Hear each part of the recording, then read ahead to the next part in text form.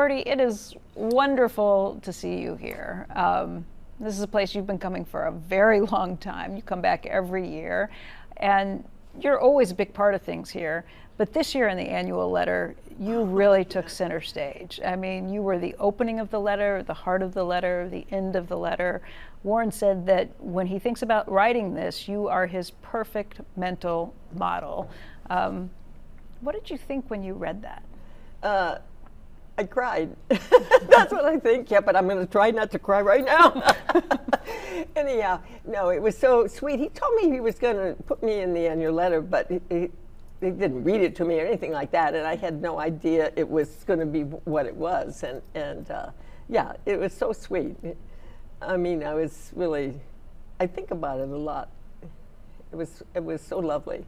He talks about his relationship with you, and how you two have always had such a wonderful, loving relationship. Yes. And yes. Never had any arguments.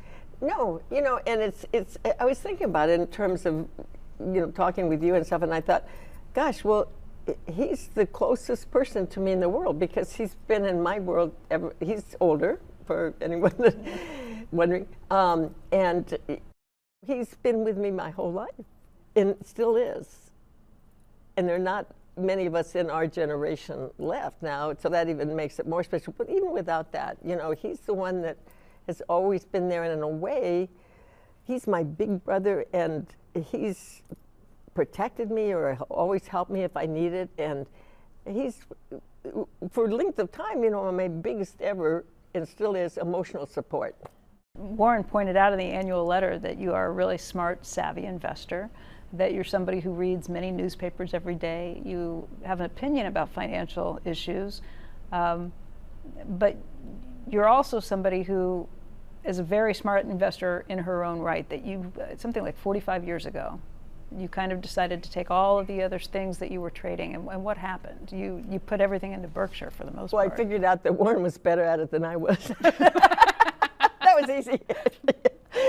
And, I mean, it sounds so simple, but you know, that's just what happened. And I thought, this is ridiculous. You know, he is so good. And it was a little, the hardest thing for me, and I think it's hard for a lot of investors, is that Berkshire Hathaway doesn't pay dividends.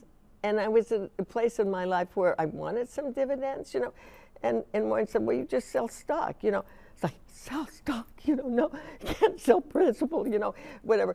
I didn't say that to him, you know, because I just listen and do what he tells me to do. So anyway, but once I got over that hump and realized, well, that's wonderful. You know, I can decide when I declare a dividend. I can declare one for myself, you know, in its essence, by selling some stock. And I can choose when I'm going to do it and choose how much it is. And it's capital gains instead of regular income tax, and that's good. And, you know, once that was... That didn't stop me from doing it, but I had to get used to that emotionally, but I did pretty fast. And he said, then you made that change and then you did nothing. Like, the patience. And there were a lot of times along the way, because I had a brokerage account, and people, you know, who were brokers or this or that, or wanted money to start something or whatever, you know, approached me about that.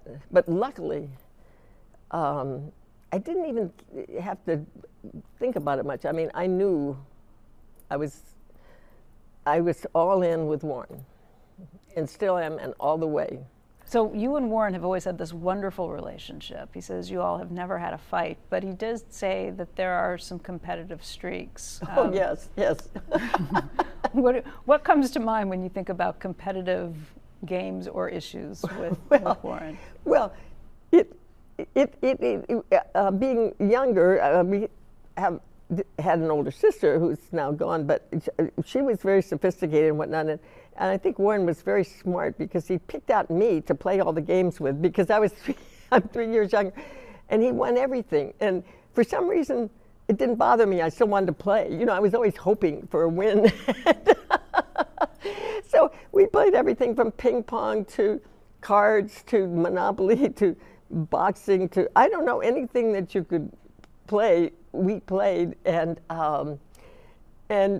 sometimes he did clever little tricks on me that, for some reason, it didn't make me mad. I just wanted to be part of it. And I also have a joke with him that when we played Monopoly, when we were, and I was really little, of course, and he was a little bit older, but I remember this so distinctly, but I was so happy because I had this money, and I was saving up the money in little piles in front of me.